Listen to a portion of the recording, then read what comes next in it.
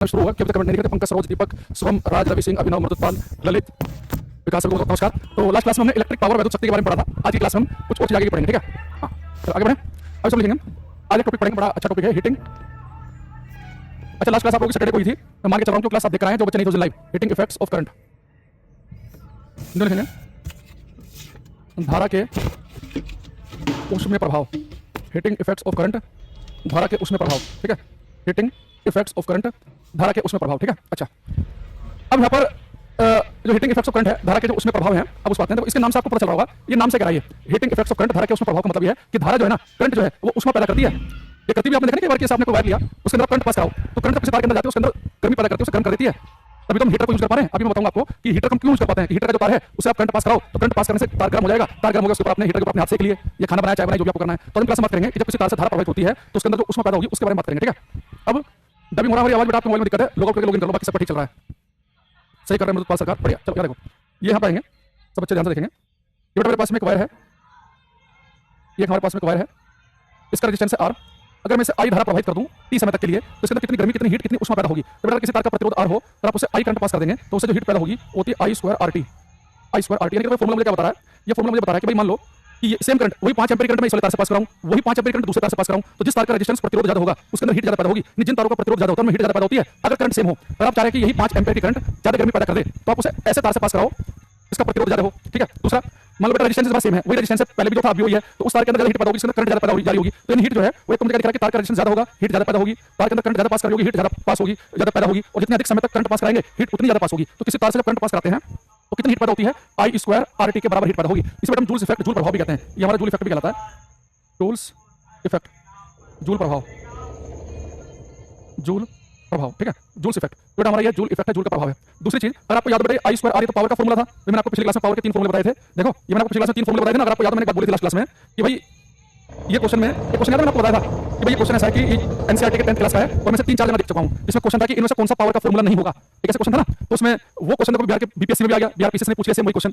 बिहार में तो खैर जनरली ज्यादातर प्रीवियस ही पूछता है, नए क्वेश्चन बहुत ही कम मात्रा में पूछता है, पुराने क्वेश्चन को ही लैंग्वेज हल्की फुल्की चेंज करके वैल्यू ऊपर नीचे करके पूछ लेता है वो, ठीक है? अच्छा, यहाँ देखो, अभी बेटा हमारे पास में ये जो I स्क्वायर R है, ये तो पावर है, यानी हीट क्या होती है? पावर में टाइम की मल्टीप्लाई कर देंगे, हीट का फॉर्मूला बन जाएगा। अब मेरे पास में बेटा पावर के 3 फॉर्मूले हैं, इसी प्रकार से मैं हीट के भी 3 फॉर्मूले बना सकता हूं। तो एक फॉर्मूला हमारे पास में क्या था? अरे बार-बार क्या हो रहा है? एक पावर का फॉर्मूला क्या था हमारे पास में? VI, तो हीट का फॉर्मूला हो जाएगा VIT। एक हमारे पास पावर का फॉर्मूला था I स्क्वायर R, एक फॉर्मूला हो जाएगा I स्क्वायर RT। एक हमारे पास में पावर का फॉर्मूला था V स्क्वायर बाई R, तो एक फॉर्मूला हो जाएगा V स्क्वायर बाई RT। तो जैसे हमारे पास बेटा पावर के 3 फॉर्मूले थे, VI, I square R, V square by R, heat के 3 फॉर्मूले हैं, बस हमें टाइम की मल्टीप्लाई कर दो, तो टाइम की मल्टीप्लाई कर दी तो ये तीनों हीट के फॉर्मूले बन गए। अभी पावर के किसके फॉर्मूले हो गए? हीट के फॉर्मूले, ठीक है? तो हमारे पास में पावर की तरह हीट के भी 3 फॉर्मूले हमारे पास में हैं, ठीक? अब देखो यहाँ पे एक चीज ध्यान समझना, फिर से हम किस फॉर्मूले को कब यूज करेंगे आपको ध्यान रखना है कि अगर क्वेश्चन में उसने रेजिस्टेंस का जिक्र किया ही नहीं है, वोल्टेज और करंट का जिक्र किया तो पहले वाला फॉर्मूला सही रहेगा, रेजिस्टेंस और करंट का जिक्र करेगा तो दूसरे वाला, और वोल्टेज और रेजिस्टेंस का जिक्र करेगा तो तीसरे वाला। अब यहाँ पे एक बात और मैं आपको समझाने वाला हूँ, उसे बड़े ध्यान से देखना, ठीक है? देखो, ये हमारे पास में हीट का एक फॉर्मूला VIT है, एक फॉर्मूला I स्क्वायर RT है, एक फॉर्मूला है V स्क्वायर बाई RT। तो बच्चे गलती कहाँ करते हैं, टीचर गलती कहाँ कराता है समझना, ठीक है? तो if you are live then tell me last 14 and 20 number class, 14 और 20 नंबर क्लास बताऊं? तो ये तुम्हारा क्वेश्चन समझ में नहीं आया मुझे, क्या लिख रहे भाई बच्चे तुम, है ना? कल सीडीएस का पेपर भी हुआ है, कल बच्चा कल सीडीएस का एग्जाम हुआ है। कल बेटा मैंने सीडीएस का पेपर नहीं देखा है, तो अगर किसी बच्चे के पास हो तो मैं सेंड कर देना। सीडीएस का पेपर हम कल नहीं देख पाए, मैं एक बार नोट पर लिख लेता हूँ कि सीडीएस का जो एग्जाम हुआ है कल वो हमें देखना है, ठीक है? सीडीएस 2025 है ना पेपर, से हम देख लेंगे, ये हमने देखनी है, ठीक है? चलो, बैट में हीट का क्वेश्चन पूछा था, बच्चा कह रहा है, हाँ देखो, अब बेटा बच्चे गलती कहाँ करते हैं ध्यान समझना कि बच्चों के साथ में गलती होती है। बच्चे सोचते हैं सर इस वाले फॉर्मूले में H और R एक ही लाइन में लिखा है, और इस वाले फॉर्मूले में H और R तो नीचे हैं, यानी ये फॉर्मूला कह रहा है कि जिस तार का रेजिस्टेंस ज्यादा होगा उसमें हीट ज्यादा पैदा होगी। ये फॉर्मूला कह रहा है कि जिस तार का रेजिस्टेंस कम होगा उसमें हीट ज्यादा पैदा होगी। कौन सा वाला फॉर्मूला सही है? बीपीएससी वाले हम जिक्र कर चुके हैं।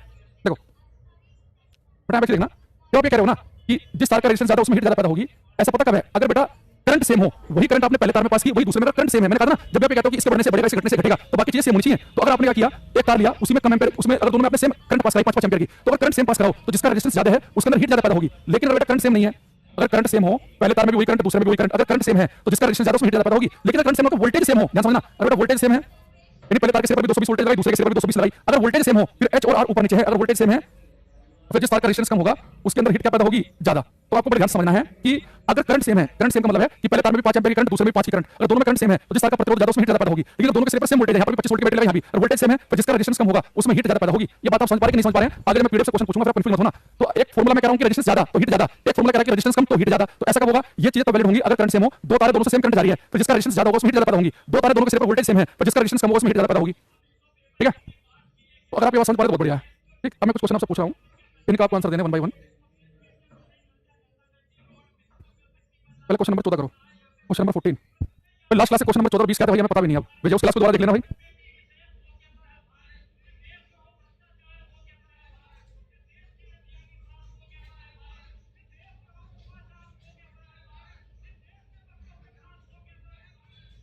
यहाँ पे देखना, ये हमारे पास में एक क्वेश्चन क्या कह रहा है कि प्रतिरोध x, प्रतिरोध को r से नहीं लिख रहा है, x से लिख रहा है। प्रतिरोध x के एक तार में उत्पन्न ऊष्मा जब z समय में इससे y धारा प्रवाहित होती है, बेटा समय कितना है z और धारा कितनी प्रवाहित हो रही है y। तो मुझे बताओ, कह रहा है कि तार जिसका प्रतिरोध x है उसमें अगर z समय तक y धारा प्रवाहित करें तो कितनी ऊष्मा पैदा होगी। बेटा हीट का फॉर्मूला होता है I2RT, लेकिन करंट करंट को I से नहीं y से लिखो, रेजिस्टेंस को लिखो x से और टाइम को z से, तो फॉर्मूला बन जाएगा y2xz। तो y2xz हो जाएगा ऑप्शन नंबर बी। तो जिनका आंसर बी है उनका एकदम ठीक है, ये आसानी क्वेश्चन है, इसमें टाइम खराब नहीं करेंगे। एक क्वेश्चन ये है, कह रहा कि एक निश्चित प्रतिरोधक से वैद्युत धारा प्रवाहित करने से उत्पन्न ऊष्मा किसके वर्ग के समानुपाती होती है। कह रहा कि एक निश्चित प्रतिरोधक का रेजिस्टेंस फिक्स है, कह रहा वैद्युत धारा प्रवाहित करने से उत्पन्न ऊष्मा किसके वर्ग के। तो बेटा ऊष्मा जो किसके वर्ग के समानुपाती होती है, आप कहेंगे सर करंट के स्क्वायर के, तो मैग्नीट्यूड ऑफ करंट धारा के स्क्वायर के समानुपाती होती है। 13 का सी ऑप्शन आ जाएगा। ठीक है, अब इसमें मुझे क्रांति 4, 5, 6 में है शायद।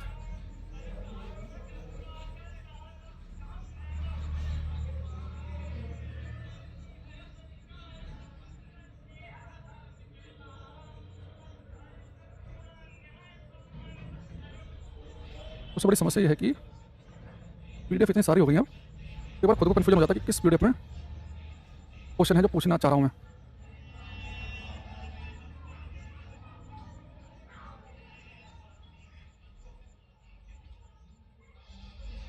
हाँ मिल गया। ये दो क्वेश्चन आपको ध्यान से देखने हैं। ये पहले मैंने क्वेश्चन लिखा है यहाँ पे, अगर आप इन दोनों को समझ गए यानी कि ये हो गया क्लियर। पहले क्वेश्चन को ध्यान से पढ़ेंगे, जल्दीबाजी में आंसर देने की जरूरत नहीं है, आप अपना समय लो।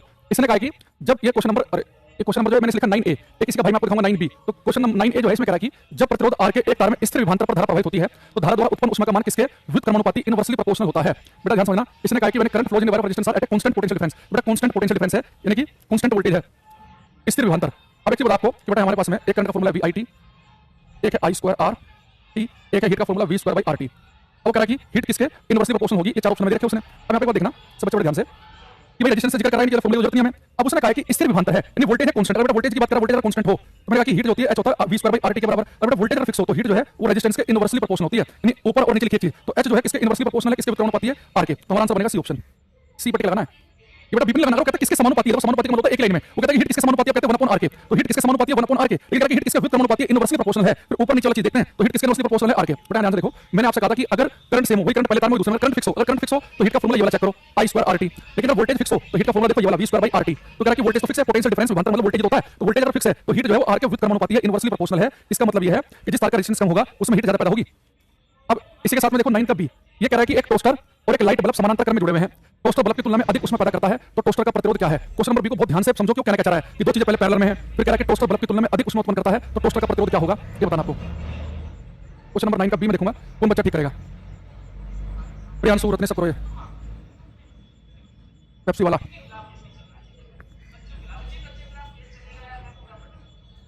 अभिनव रोहित राणा ने आंसर दिया मैं।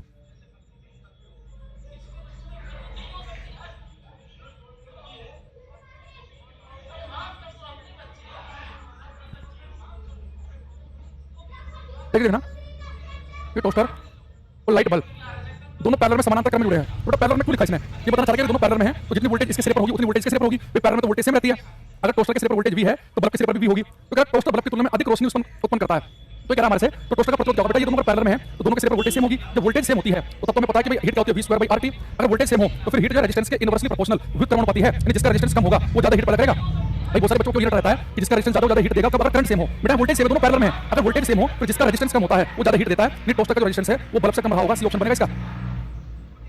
जब मैंने आपको बताई थी ना, इसलिए क्वेश्चन कराने में कुछ जरूरी होता है, बताने को तो मैंने आपको थ्योरेटिकली बता दिया, आपको समझ भी आ गया होगा, लेकिन क्वेश्चन में अप्लाई नहीं कर पा रहे आप। भाई मैंने कहा अगर वोल्टेज सेम हो, दो चीजें पैरेलल में समानांतर क्रम का मतलब क्या है, क्योंकि सिरे पर वोल्टेज तो सेम होगी। याद रखना, अगर वोल्टेज सेम हो फिर जिसका रेजिस्टेंस कम होगा वो हीट ज्यादा देगा। अगर दोनों से करंट सेम पास कर रही होती, दोनों सीरीज में होते कि जो करंट पहले में वही दूसरे में, अगर करंट सेम हो तो जिसका रेजिस्टेंस ज्यादा वो ज्यादा हीट देता है। तो ये बात ध्यान रखना कि जिसका रेजिस्टेंस ज्यादा है वो ज्यादा हीट भी दे सकता है और जिसका रेजिस्टेंस कम है वो भी ज्यादा हीट दे सकता है। ये डिपेंड करेगा कि करंट सेम है कि वोल्टेज सेम है। अगर दो चीजें सीरीज में जुड़ी हुई हो, सीरीज में अगर दो चीजें सीरीज में जुड़ी हुई हो तो जिस दोनों में करंट सेम होगी, फिर जिसका रेजिस्टेंस ज्यादा वो ज्यादा गर्म होगा। लेकिन दो चीजें पैरेलल में हैं, पैरेलल में समानांतर क्रम में, तो पैरेलल में क्या होता है, वोल्टेज सेम होती है, फिर जिसका रेजिस्टेंस कम होगा वो ज्यादा हीट पैदा करेगा, ज्यादा गर्म हो जाएगा।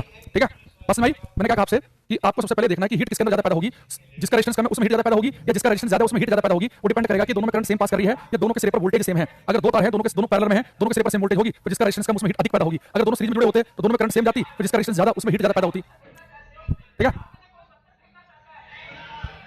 आगे समझ में? चलो अब हमारे पास में ये हमने हीट के हमने कुछ फॉर्मूले लिखे हैं, अब इनसे हम कुछ क्वेश्चन देख लेते हैं। इससे यूपी के पैट में भी हीट से क्वेश्चन आ गया था, फॉर्मूले वैल्यू पुट करना ही था वहां पे, हालांकि कुछ था नहीं अलग से। वैसे से क्वेश्चन मैं आपको दिखा देता हूं। मेरा ये भरम था मेरे पास तो।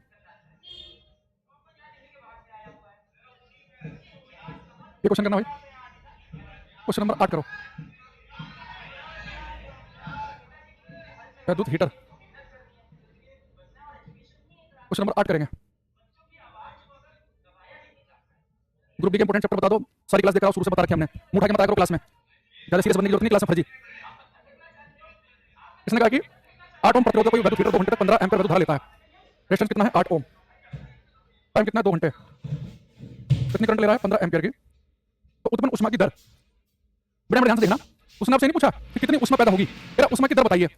बेटा हीट क्या होती है? अगर करंट का जिक्र रखा उसने करंट का और रेजिस्टेंस का जिक्र किया तो हीट का फॉर्मूला I2RT, और उसने पूछा ही नहीं हमारे से कितनी हीट पैदा होगी, उसने ऊष्मा की दर का मतलब होता है बेटा टाइम से डिवाइड कर देना, यानी कि उसने आपसे h/t की वैल्यू पूछी है। तो h/t क्या होगा? I2R, यानी उसने केवल I2R पूछा है। तो I कितना है? 15, 15 का स्क्वायर, रेजिस्टेंस कितना है? 8, 15 का स्क्वायर 225 गुणा 8 क्या जाएगा? 1800। अच्छा, हीट को किस में नापते हैं? जूल में, और टाइम को नापते हैं सेकंड में, तो 1800 जूल पर सेकंड आंसर आएगा, यानी कि सी ऑप्शन। यानी यहाँ पे इस क्वेश्चन में जो आपको टाइम लिख रहा है ना, इस टाइम का यूज ही नहीं करना आपको। उसने आपसे पूछा ही नहीं है कि 2 घंटे में कितनी ऊष्मा पैदा होगी, उसने ऊष्मा की दर पूछा है। तो ऊष्मा की दर का मतलब क्या होता है? जब भी दर दिख जाए आपको तो जिसकी भी दर पूछे उस चीज को टाइम से डिवाइड कर देना। दर का मतलब होता है टाइम से डिवाइड करना। तो ऊष्मा की दर पूछा है यानी कि हीट को टाइम से डिवाइड करना, यानी कि h/t की वैल्यू पूछा है। तो h होता है I2RT, तो h/t हो जाएगा I2R, यानी टाइम फर्जी रखा है कंफ्यूज करने के लिए बच्चे को, इससे कोई मतलब नहीं है। ये वाला क्वेश्चन करना, क्वेश्चन नंबर 9।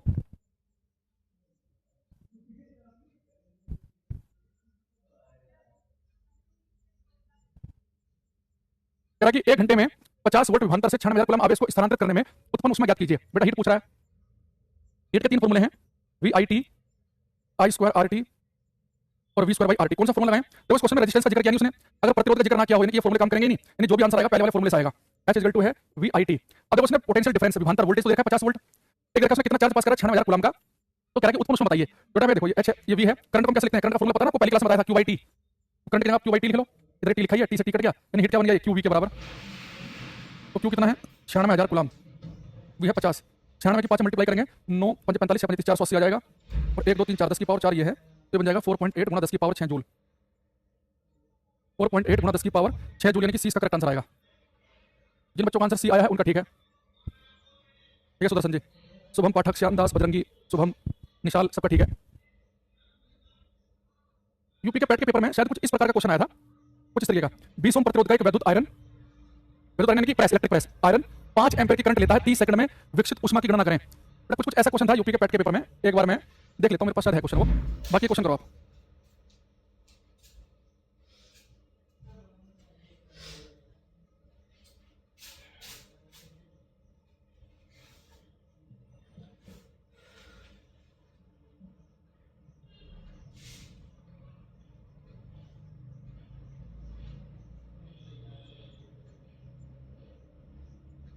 रखा है मैंने क्वेश्चन,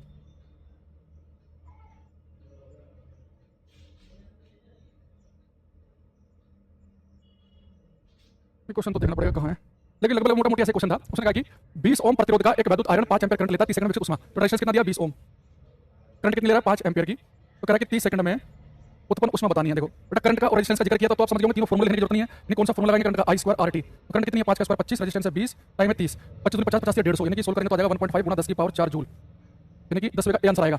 और आपने पंकज की तरह, केशव की तरह, शुभम तोमर की तरह, रोहित राणा ने कर लिया, ठीक है। केमिस्ट्री क्लास बताओ, क्या बताऊं भाई? केमिस्ट्री क्लास, केमिस्ट्री क्लास बताओ। राज, बबलू, शुभम, इन सब का ठीक आंसर है। तो ये बेटा हमारे पास में एक बार क्या करेगा, वो आपको सारी चीजें दे देगा, बस आपको वैल्यू पुट करनी है, आपका आंसर आ जाएगा, ठीक है।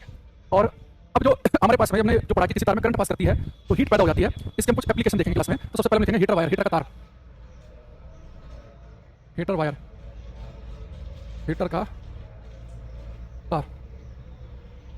अच्छा हीटर का तार तो सबने देखा होगा भाई बचपन में, जिसमें आप पहले तो सफेद रंग का होता था, उसके ऊपर वो ऐसे कोई टाइप से रहती थी, हीटर का तार होता था। लोग जब बिजली फ्री चलाते थे चोरी की, उसमें चाय भी बना रहे, खाना भी बनाते थे, फिर सरकार भी होशियार हो गई, वो क्या करते थे सुबह और शाम को खाना बनने के टाइम पर ही लाइट भगा देते थे ताकि लोग फालतू बिजली चोरी करके हीटर वगैरह ना चलाएं, ठीक है। क्वेश्चन मेरा ये है कि जो हीटर का तार है मुझे मार्केट से हीटर का तार कैसा लेके आना चाहिए जिसका रेजिस्टेंस बहुत ही लो हो कि हाई हो, और साथ में उसका मेल्टिंग पॉइंट गलनांक कैसा होना चाहिए, लो की हाई। तो ये दो बातें हमें पहले पता होनी चाहिए कि हीटर के तार की खासियत क्या होनी चाहिए। ठीक है, केमिस्ट्री क्लास में जो पढ़ा रहा हूं सब कुछ केमिस्ट्री क्लास में बार बार केमिस्ट्री क्लास कब होगी, कितने कौन सी क्लास दिखा रहा है, क्या केमिस्ट्री में थोड़ी पढ़ा रहा हूं, केमिस्ट्री का बताओ। ठीक है, देखो बेटा हीटर का जो तार है, हीटर का तार मार्केट से ऐसा खरीद के लेके आना है जिसका मेल्टिंग पॉइंट, जिसका गलनांक। मुझे तो ये भी नहीं पता कि भाई आपके बैच में केमिस्ट्री पढ़ा कौन रहा है, भाई जो टीचर जो पढ़ाए उससे पूछा करो, नहीं तो फिर कॉल सेंटर फोन किया करो 10 बजे के बाद में। मुझे भी नहीं पता कि आपके बैच में काजल मैम केमिस्ट्री पढ़ा रही है कि जुबैर ऐसानी सर केमिस्ट्री पढ़ा रहे हैं कि कोई और टीचर केमिस्ट्री पढ़ा रहा है, मुझे केवल अपने सब्जेक्ट का बताओ तो उसी से पूछा करो। देखो बेटा हीटर का जो वायर है इसका मेल्टिंग पॉइंट होना चाहिए हाई, जितना मेल्टिंग पॉइंट हाई होगा यानी कि जल्दी से मेल्ट नहीं करेगा ये। आप एक बार हीटर का तार खरीद के लेके आ गए, ठीक है, और आप इसे क्या करो, गर्म करके खाना बना रहे हैं, सब्जी बना रहे हैं, सब कुछ कर रहे हैं, मेल्टिंग हो रहा है, गल नहीं रहा तो अच्छी बात है, एक बार खरीद लिया पूरी जिंदगी यही चलता रहे, तो मेल्टिंग पॉइंट होना चाहिए इसका हाई, और इसका रेजिस्टेंस प्रतिरोध कैसा होना चाहिए हाई। जितना रेजिस्टेंस हाई होगा तो सेम करंट पे ही उतनी ज्यादा हीट पैदा कर देगा, यानी हीटर का जो वायर है इसका रेजिस्टेंस भी हाई होना चाहिए, रेजिस्टेंस भी होना चाहिए हाई, और मेल्टिंग पॉइंट भी हाई होना चाहिए। जितना ज्यादा उच्च प्रतिरोध होगा और जितना मेल्टिंग पॉइंट होगा उतना बढ़िया है। ठीक है, अच्छा तो मेल्टिंग पॉइंट भी हाई रखना है, रेजिस्टेंस भी हाई रखना है। अब ये किस मेटल का बनाए, बेटा हीटर का जो वायर होता है ये बना होता है नाइक्रोम का। इसका मटेरियल कौन सा है, मटेरियल पदार्थ, इसका मटेरियल होता है ये होता है नाइक्रोम का, नाइक्रोम, ये नाइक्रोम का बना होता है ये। ठीक है,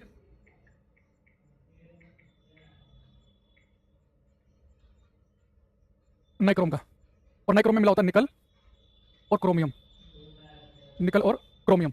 तो हीटर का वायर जो होता है वो नाइक्रोम का बना होता है। ये किस प्रिंसिपल पे काम करता है हीटर का तार, इसका सिद्धांत क्या है बेटा, इसका प्रिंसिपल ये है हीटर के तार का कि जब इसे करंट पास करेगी तो गर्म हो जाएगा, तो खाना बना लो, चाय बना लो, हाथ सेक लो, जो आपका मन करे। यानी हीटिंग इफेक्ट ऑफ करंट पे काम करता है कि करंट जो हीट पैदा करती है, ये काम करता है हीटिंग इफेक्ट ऑफ करंट, धारा के उसमें प्रभाव पर। इसका प्रिंसिपल याद रखना, धारा का उसमें प्रभाव, धारा का उसमें प्रभाव। तो प्रिंसिपल क्या है इसका वो याद रखेंगे। नाइक्रोम का बना होता है, निकल और क्रोमियम होता है इसमें मेनली, एक बच्चा सही लिख रहा है कि मेनली तो निकल और क्रोमियम होता है, साथ में इसमें थोड़ा सा मैग्नीज और लोहा आयरन भी मिला देते हैं थोड़ा स्टेबिलिटी मजबूती के लिए।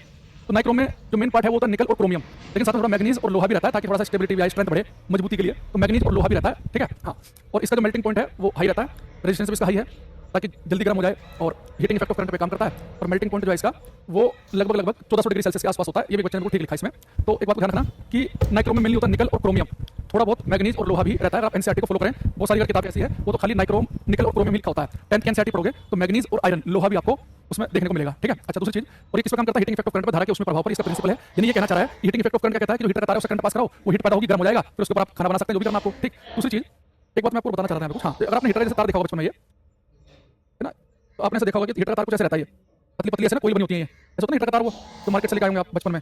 तो ऐसा क्यों बनाया जाता है ये बेटा, ये ऐसे इसलिए बनाते हैं ताकि इसकी लंबाई बहुत ज्यादा हो जाए, और ये पतला भी होता है, लंबाई बहुत ज्यादा हो जाए। तो लंबे और पतले तार, मैंने आपको बताया कि लंबे पतले तार का रेजिस्टेंस ज्यादा होता है, तो इसका प्रतिरोध बढ़ाने के लिए, इसका रेजिस्टेंस बढ़ाने के लिए इस ऐसे शेप में रखते हैं भाई, इसका रेजिस्टेंस होना चाहिए हाई। तो ज्यादा रेजिस्टेंस किसका होता है, लंबे और पतले तार का। तो तार पतला तो होता ही है, लंबाई इसकी बहुत ज्यादा है, एडजस्ट करने के लिए कम ही जगह में ऐसे मोड़ मोड़ के ऐसे कोई की फॉर्म में बना देते हैं, अगर आपने देखा हो। कम प्रतिरोध वाली भी अधिक ऊष्मा उत्पन्न कर सकती है अगर दोनों के सिरे पर सेम वोल्टेज अप्लाई कर दी जाए। अच्छा, अब यहाँ पर एक लिखेंगे हम इलेक्ट्रिक बल्ब, इलेक्ट्रिक बल्ब, वैद्युत बल्ब।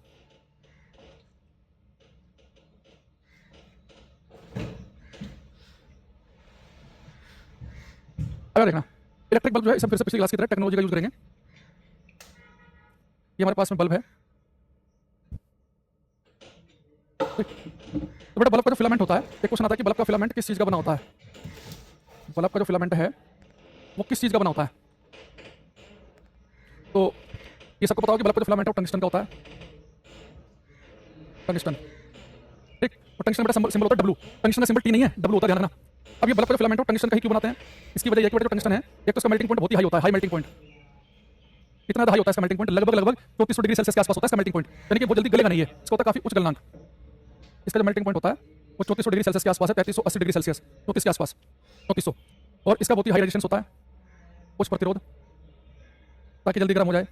वही करंट इससे पास कराएंगे, वही करंट पास कराओ दूसरे तार से, इसका रेजिस्टेंस ज्यादा होगा, उससे करंट ज्यादा पास होती है, तो उसमें हीट ज्यादा पैदा होती है। तो टंगस्टन जो है इसका मेल्टिंग पॉइंट भी हाई रखते हैं, इसका रेजिस्टेंस भी हाई रखते हैं, रेजिस्टेंस हाई ताकि जल्दी गर्म हो, मेल्टिंग पॉइंट हाई ताकि जल्दी से मेल्ट ना करे। ठीक है, तो हाई मेल्टिंग पॉइंट और हाई रेजिस्टेंस।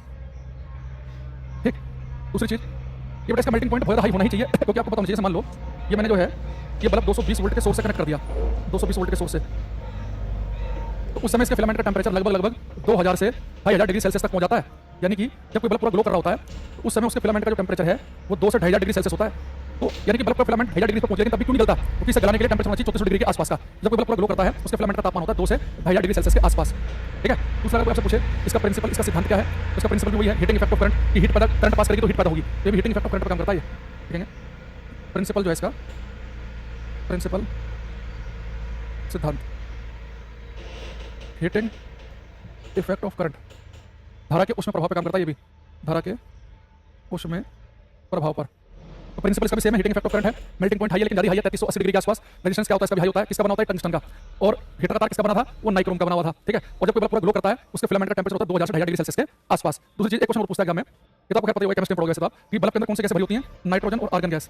नाइट्रोजन और आर्गन गैस, इसके अंदर नाइट्रोजन और आर्गन गैस भरी होती है। एक क्वेश्चन पूछता है कि जब कोई बल्ब ग्लो कर रहा होता है तो उसके अंदर से सबसे ज्यादा कौन सी रेडिएशन निकलती है? एक ऑप्शन दे देगा, जब बल्ब ग्लो करेगा उसके अंदर से विजिबल लाइट से प्रकाश ज्यादा निकलता है। नहीं, जब कोई बल्ब ग्लो कर रहा होता है ना तो विजिबल लाइट, आपको विजिबल लाइट पता चल रहा है, विजिबल लाइट से भी ज्यादा उसके अंदर से निकलती है इंफ्रारेड रेडिएशन, अवरक्त विकिरण। अगर आपकी क्लास में वेव वाला चैप्टर नहीं पढ़ाया तो मैं आपको पढ़ाऊंगा इंफ्रारेड के बारे में। याद रखना कि जो मैक्सिमम रेडिएशन निकलती है वो निकलती है इंफ्रारेड बल्ब से। मैक्सिमम ये बड़ा इंफ्रारेड रेडिएशन होती है, इससे गर्माहट आपको महसूस होती है। जब कोई ग्लो करता है ना उसके आसपास अपना हाथ करना, लगेगा कि हाथ के अंदर कुछ घुस रहा है, वो जो गर्माहट निकलती है बल्ब से इंफ्रारेड होती है। मैक्सिमम इमिटेड रेडिएशन, अधिकतम उत्सर्जित विकिरण। मैक्सिमम जो रेडिएशन इमिट होती है, अधिकतम उत्सर्जित विकिरण, विकिरण यानी कि एनर्जी, ऊर्जा होती है इंफ्रारेड। तो जब कोई बल्ब ग्लो कर रहा होता है तो मैक्सिमम रेडिएशन उसके अंदर से जो निकलती है वो इंफ्रारेड होती है। बड़े सारे क्वेश्चन लिख लेना सारे के सारे। हाँ, प्रिंसिपल उनका भी है, शुभम पाठक।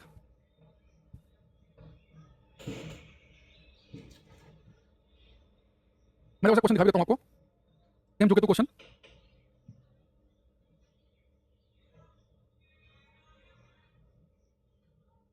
कहीं तो था भाई, एक क्वेश्चन तो ये रहा। कह रहा है कि सामान्य 220 वोल्ट आपूर्ति लाइन पर काम कर रहे वैद्युत प्रकाश बल्ब के फिलामेंट का सबसे संभावित तापमान निम्न में से कौन सा होगा? तो अगर कोई बल्ब जो हमारे घर में 220 वोल्टेज आती है उस पर काम कर रहा हो तो वो कह रहा है कि संभावित तापमान कितना होता है? 2000 से 1000 डिग्री सेल्सियस के आसपास होता है। तो जो संभावित पॉसिबल कौन सा इनमें से? 500, 1500, 4500, पॉसिबल कौन सा है? 2500 यानी कि सी ऑप्शन है ना। ये बच्चा कह रहा है कि मैं हीटर चलाता हूँ चोरी से। बेटा वही तो बात है ना, हम क्या चाहते हैं कि सब लोग ईमानदार रहें, सरकारी ईमानदार हो, ऑफिसर ईमानदार हो, सरकारी कर्मचारी बैठ के गाली देंगे 4 लोगों के बीच में, हम खुद ईमानदार है नहीं, है ना। एक बच्चा कह रहा है कि हाई रेजिस्टेंस होगा तो करंट फ्लो नहीं करेगा। क्यों नहीं करेगा? करेगा भाई, क्यों नहीं करेगा? बस ये होता है कि अगर दो चीजें सीरीज में हो फिर तो रेजिस्टेंस चाहे कम हो चाहे हाई हो, तो जो करंट पहले से जाएगी वही दूसरे से जाएगी। सीरीज में तो कोई समस्या ही नहीं। पैरेलल में समस्या ये हो जाती है कि जिसका रेजिस्टेंस ज्यादा उसमें करंट कम जाती है तो उसमें भी है पर कम जाएगी दूसरे के मुकाबले। इसमें लिखा है कि एक फिलामेंट प्रकार के प्रकाश बल्ब में खपत की गई अधिकांश वैद्युत शक्ति किस प्रकार दिखाई देती है? देखो तो बेटा जब कोई अधिकांश वैद्युत शक्ति को कंज्यूम करेगा वो किस रूप में निकलती है? इंफ्रारेड रेडिएशन के रूप में। विजिबल लाइट से भी ज्यादा कौन सी रेडिएशन निकलती है? इंफ्रारेड।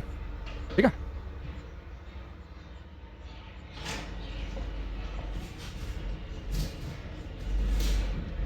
और देखेंगे आप हम fuse wire, fuse wire, fuse तार, बेटा एक सेफ्टी डिवाइस की तरह काम करता है ये सेफ्टी डिवाइस। देखो जो फ्यूज वायर है एक सेफ्टी डिवाइस की तरह काम करता है, समझना बड़े ध्यान से। आप सबके घर में कभी ना कभी ऐसा हुआ होगा कि लाइट अगर चली जाए तो कई बार जो होता है कि घर वाले ऐसे बोलते हैं कि देखना भाई फ्यूज तो नहीं उड़ गया। ये नाम सुना आपने, ये फ्यूज तो नहीं उड़ गया है। देखो ये क्या होता है फ्यूज? जैसे हमारे घरों में आपने क्या किया, ये खंबे से 2 तार लिया आपने अपने घर में, ठीक है बेटा। एक वायर जो होता है ये होता है 220 वोल्ट पे और एक होता है 0 वोल्ट पे, ताकि जो डिफरेंस बन जाए वो 220 का आ जाए। ये हमारा होता है लाइव वायर या वैद्युत में तार, लाइव वायर, ये होता है न्यूट्रल वायर। ठीक है। तो हम अपने घर में 2 तार लेते हैं, एक खंबे से हमारे घर में आता है न्यूट्रल वायर, उदासीन तार न्यूट्रल वायर 0 वोल्ट वाला, एक आता है 220 वोल्ट वाला। अर्थिंग जो है हमें घर में करानी पड़ती है खुद से। तो नॉर्मली जो कच्ची कॉलोनी होती है या कोई मकान 30 गज का, कोई 50 गज का, कोई 60 गज का, तो वहाँ तो नॉर्मली लोग अर्थिंग नहीं कराते हैं। जो बड़ी बड़ी बिल्डिंग बनी है जैसे दिल्ली, नोएडा, गुड़गांव में, है ना, इनमें सब अर्थिंग रहती है, जो बड़े बड़े जो भी बिल्डर्स बनाते हैं, या फिर गांव में लोग अर्थिंग कराते हैं। गांव में हैवी चीजें चलती हैं, जैसे कि मान लो किसी का गंडासा है, बिजली वाला है तो हैवी चीज है या मोटर वोटर चल रही है काफी। अगर आपके घर में बल्ब पंखों के अलावा हैवी चीजें भी चलती हो तो अर्थिंग करा रखे हो तो सेफ्टी के लिए बड़ा अच्छा काम होता है। तो एक अर्थिंग वाला रहता है। तो नॉर्मली मान लो कि हमने ऐसे 2 तार लिए खंबे से, एक 220 वोल्ट का, 0 वोल्ट का होता है। ठीक। हम क्या करते हैं, ये हमारे घर में सबसे पहले भी तार आएंगे तो यहाँ पे मान लो कि एक हमने दीवार पे ही एक ये लकड़ी का तख्ता लगा रखा है और इसके ऊपर हमने मीटर सेट करवा रखा है, मीटर। तो ये मीटर लगा, लेकिन मैडम सीधे तार जो मीटर में अटैच नहीं करते। ये तार मीटर में आएंगे उससे पहले मैंने फ्यूज से पास करने के बाद मीटर पहुंचाएंगे। तो फ्यूज से पास क्यों कराते हैं? इसका फायदा क्या होता है? मान लो कभी ऐसा हुआ कि आपने अपने घर में कनेक्शन लिया है और सीधे आप उसे मीटर से पास करा दो, या सीधे अपने घर में आपने क्या किया उसे कि कूलर, टीवी, फ्रिज वगैरह से डायरेक्ट कनेक्शन क्यों नहीं करते हैं? पहले फ्यूज से पास क्यों कराते हैं? वो इसलिए कराते हैं मान लो कभी पीछे से करंट ज्यादा मात्रा में आ गई, बहुत करंट हाई आ गई, तो आपको पता है कि करंट तो हीट पैदा करती है। करंट ज्यादा आ गई, ज्यादा हीट पैदा करेगी तो घर के जितने भी सामान सबको जला देगी। आप घर का बल्ब फ्यूज हो जाएगा, टीवी, कूलर, फ्रिज, सबके अंदर की मोटर जो है, जो अंदर ऊपर की वायरिंग सारी सारी फूक जाएगी। तो हम ये चाहते हैं कि जब भी करंट आए हमारे घर में तो सबसे पहले वो किससे पास करे? वो सबसे पहले पास करना चाहिए फ्यूज से। तो अगर वो फ्यूज से पास करेगी तो फायदा क्या होगा? अगर करंट ज्यादा मात्रा में आ गई तो फ्यूज से पास करेगी तो पहले फ्यूज ही गर्म होकर उड़ जाएगा, फ्यूज ही टूट जाएगा। तो फ्यूज उड़ गया तो कनेक्शन ब्रेक हो गया, घर में करंट जानी पाएगी, तो हमारे घर के सारे सामान को बचा लेगा। एक सेफ्टी डिवाइस की तरह काम करता है, हमारे घर के सामान को बचाने के काम आता है। तो फ्यूज का तार उड़ गया तो आप 10-20 रुपए फिर लगा दोगे, लेकिन अगर वो करंट पीछे से ज्यादा मात्रा में आ गई, अगर वो घर के सारे इंस्ट्रूमेंट से पास कर गई तो बहुत दिक्कत हो जाएगी, हजारों लाख रुपए का नुकसान हो सकता है आपका। तो ये हमारे घर में बाकी चीजों को बचाने का काम आता है फ्यूज जो है। एक सेफ्टी डिवाइस की तरह काम करता है। हालांकि ये तो आजकल एक मेन तो फ्यूज होता ही है, उसके अलावा अलग अलग कमरों के हिसाब से भी आजकल वो एमसीबी बोर्ड बने होते हैं, हर एक कमरे के हिसाब से अलग बना होगा, है ना, हर एक स्विच का अलग बना होगा, उसमें जा रहे हैं। मेन जो फ्यूज जो लगा होता है मीटर के साथ में, हम उसकी बात कर रहे हैं, ठीक है। अच्छा, अब एक चीज देखना कि अभी जो फ्यूज का वायर है, मैं चाह रहा हूं कि भाई इसका जो फ्यूज वायर है इसका मेल्टिंग पॉइंट कैसा रखा जाए। बेटा ना, फ्यूज वायर का मेल्टिंग पॉइंट आपको लो रखना पड़ेगा। इसका मेल्टिंग पॉइंट हाई मत कर देना कि इसका मेल्टिंग पॉइंट इतना हाई कर दिया कि फ्यूज का वायर मेल्ट ही नहीं हो रहा, इससे करंट पास करके घर के बाकी सारे सामान तक करंट पहुंच गई, घर के सारे सामान उड़ गए, उड़ा ही नहीं, तो इसका फायदा क्या होगा। इसका मेल्टिंग पॉइंट लो रखना पड़ेगा, ठीक है। अच्छा, दूसरी चीज, इसका जो मेल्टिंग पॉइंट है वो क्या रखते हैं हम, लो रखते हैं। तो इसका जो मेल्टिंग पॉइंट है वो होता है लो, ताकि जल्दी मेल्ट हो जाए। रेजिस्टेंस रखेंगे हाई ताकि जल्दी गर्म हो, तो फ्यूज का वायर का रेजिस्टेंस हाई रखेंगे ताकि जल्दी गर्म हो जाए, और मेल्टिंग पॉइंट लो रखेंगे ताकि जल्दी मेल्ट हो जाए, उड़ जाए, ताकि घर के बाकी सामान बच जाए। तो अभी तक हमने जो बल्ब पढ़ा था, तो बल्ब का रेजिस्टेंस हाई था, मेल्टिंग पॉइंट भी हाई था। हीटर का जो तार था उसका मेल्टिंग पॉइंट भी हाई था, रेजिस्टेंस भी हाई था। लेकिन जो फ्यूज वायर है इसका मेल्टिंग पॉइंट लो है, क्योंकि मुझे मेल्ट कराना है, इस फ्यूज के वायर को उड़ाना है ताकि ये उड़ गया तो घर में आगे करंट ना पहुंच पाए। तो रेजिस्टेंस हाई और मेल्टिंग पॉइंट लो, ठीक। दूसरी चीज कि हमारे पास बेटा फ्यूज का जो वायर है, अगर कोई मेरे से पूछे कि भैया इसका ये किस मेटल का बना होता है, तो बनाने को तो आप इसे कॉपर का भी ले लो, एल्युमिनियम का भी ले लो, लोहे का भी ले लो, लेकिन जो बेस्ट होता है फ्यूज वायर जो पेपर में भी आता है वो तो होता है लेड और टिन के अलॉय का। ये शीशे और टिन के मिश्र धातु का होता है, लेड और टिन के अलॉय का, शीशे और टिन के मिश्र धातु का, शीशे और टिन के मिश्र धातु का, लेड और टिन के अलॉय का। लेड का सिंबल होता है पीबी और टिन का सिंबल होता है एसएन। तो लेड का है पीबी और टिन का होता है एसएन। तो लेड और टिन के अलॉय का होता है ये, ठीक है। तो याद रखना, ये टिन जो का सिंबल एसएन है, लेड का पीबी, तो पीबी प्लस एसएन भी लिखता है पेपर में, ठीक है। तो किस मेटल का बना है, इसका मेल्टिंग पॉइंट क्या है, रेजिस्टेंस क्या है, ये सेफ्टी डिवाइस की तरह काम करता है। प्रिंसिपल क्या है इसका प्रिंसिपल वो ये हीटिंग इफेक्ट ऑफ करंट की, अगर करंट पास करेगी तो हीट पैदा होगी, गर्म होगा और टूट जाएगा, फ्यूज उड़ जाएगा, घर के बाकी सामान बचा लेगा। तो हीटिंग इफेक्ट ऑफ करंट पर काम करता है ये भी, धारा के उसमें प्रभाव पर, हीटिंग इफेक्ट ऑफ करंट, धारा का उसमें प्रभाव, धारा का उसमें प्रभाव, हीटिंग इफेक्ट ऑफ करंट, ठीक। एक बड़ा क्वेश्चन आता है कि फ्यूज वायर को हम कनेक्ट कैसे करते हैं। याद रखना, ये क्वेश्चन आ रखा है सर कौन सा 75% होता है। इसमें ये जो है 75% कोई नहीं होता, ये जो टिन है ये 67% होता है और लेड जो होता है 33% होता है, 75% कोई सा नहीं इसमें, ठीक है, ठीक।